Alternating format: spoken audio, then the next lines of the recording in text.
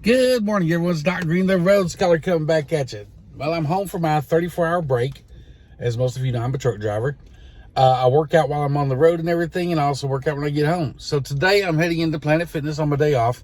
But I thought before I did that, I would get on here and explain a few things that I may not have explained in the past. But as I've just started this channel, so I don't really know if I have or not. But if I haven't, then this needs to be said. Last year, I promised myself I'd go to 100 different Planet Fitnesses around the country, driving my truck. I went to 100 and so many. It was more than 100.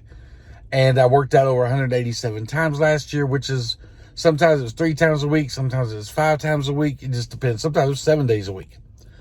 This year, my goal is to run 500 miles or do 500 miles of cardio, either running or walking or speed walking or elliptical or something like that. But the bike machine does not count because you can kill too many miles on it too fast and not really get a good workout.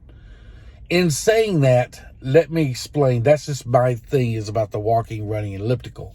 However, when it comes to losing weight on the cardio side, here's what happens. You have to raise your heart rate up to a certain rate, 80% of maximum. I'll teach y'all how to do that in another video. This video is just explain why it doesn't matter if you're doing running, bicycling, rowing machine, or whatever. Once your heart rate is up to 80% of maximum, it needs to maintain that for about 15 minutes before it starts really kicking in to burn calories. Now, I will say this. From all the studying and research I've done, and I do a lot because I, like this kind of lifestyle ever since I got into it, here's the thing I've noticed.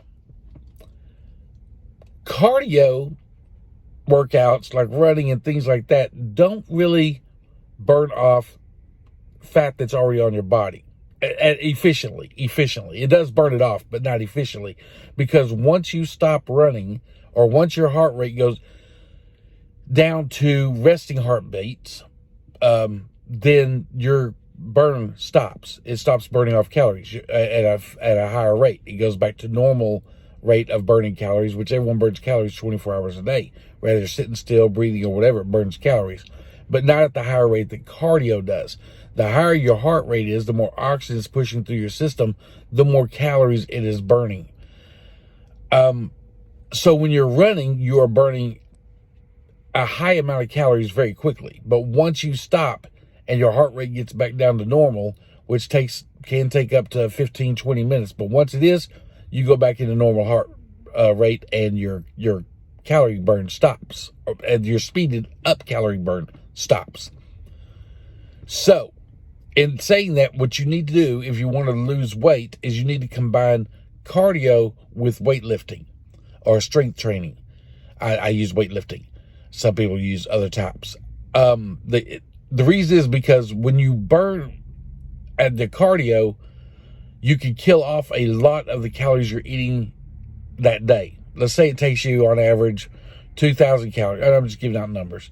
2,000 calories to run your day to stay at the weight you're at.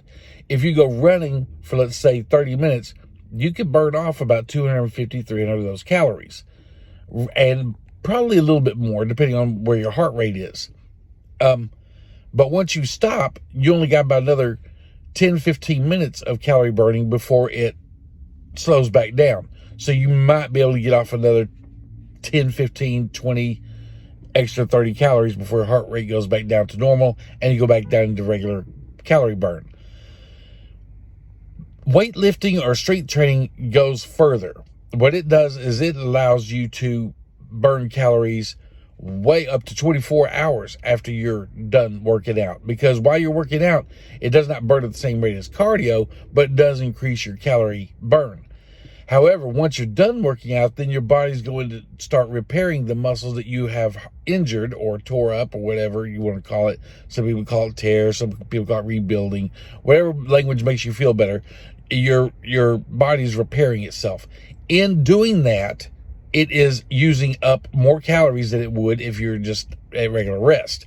Even though your heart rate's not up, because the body's actually doing work to repair the tore muscles and the not injured, but just replace or rebuild the muscles. it's going to use more calories to do that. And it can do that up to 24 to 48 hours after you're finished your workout, which is why when you do like a chest workout, chest and arms, that's a good muscle group. Back is a good, your full back and shoulders, that's good, because the more muscles that are being repaired, the more work your body's doing, the more calories it's burning off. Legs are your biggest muscles. So if you go in there and you do a very strong, hard, good leg workout, then it is going to take a lot longer to repair. It's going to, not longer to repair, but it's going to take a lot more calories to repair, and it's going to burn off a lot more fat than if you just go in there and just do arms. Now, if you do arms in conjunction with chest and maybe an ab workout, then you might be able to burn off quite a few calories too, but probably not as many as you're going to do with the legs. Saying that, now we go into cardio.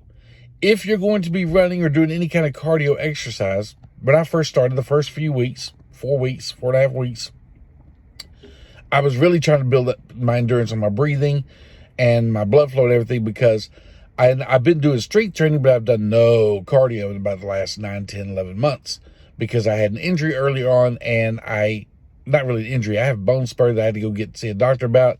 So they gave me some medication, it quit hurt, whatever. Anyway, I couldn't run for a while.